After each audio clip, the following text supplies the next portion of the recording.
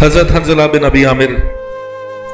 یہ مدینہ منورہ کے باشندہ ہیں اور انصار کے قبیلہ اوس سے ان کا خاندانی تعلق ہے۔ ان کا باپ ابو عامر اپنے قبیلے کا سردار تھا اور زمانہ جاہلیت میں اس کی عبادت کی کثرت کو دیکھ کر عام طور پر لوگ اس کو ابو عامر راہب کہا کرتے تھے۔ جب حضور اکرم صلی اللہ علیہ وآلہ وسلم ہجرت فرما کر مدینہ منورہ تشریف لائے اور پورا مدینہ اور اطراف حضور صلی اللہ علیہ وآلہ وسلم کے قدموں پر قربان ہونے لگا تو مدینہ کے دو شخصوں پر حسد کا بھوت سوار ہو گیا،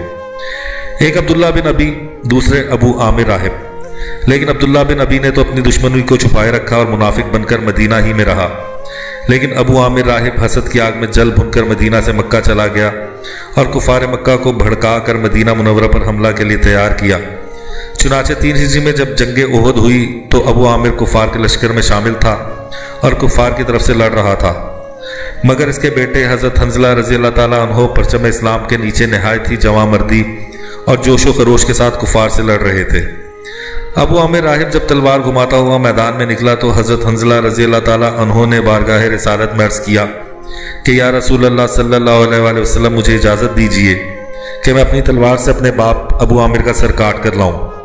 مگر حضور رحمت للعالمین صلی اللہ علیہ وآلہ وسلم کی رحمت نے گوارا نہیں کیا کہ بیٹے کی تلوار باپ کا سر کاٹے، اس لیے آپ نے اجازت نہیں دی۔ مگر حضرت حنظلہ رضی اللہ تعالیٰ عنہ جوش جہاد میں سر ہتھیلی پر رکھ کر انتہائی جابازی کے ساتھ لڑتے ہوئے قلب لشکر تک پہنچ گئے اور کفار کے سپہ سالار ابو سفیان پر حملہ کر دیا، اور قریب تھا کہ حضرت حنظلہ رضی اللہ تعالیٰ عنہ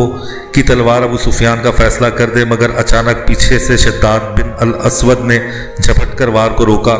اور حضرت حنظلہ رضی اللہ تعالیٰ عنہ کو شہید کر دیا۔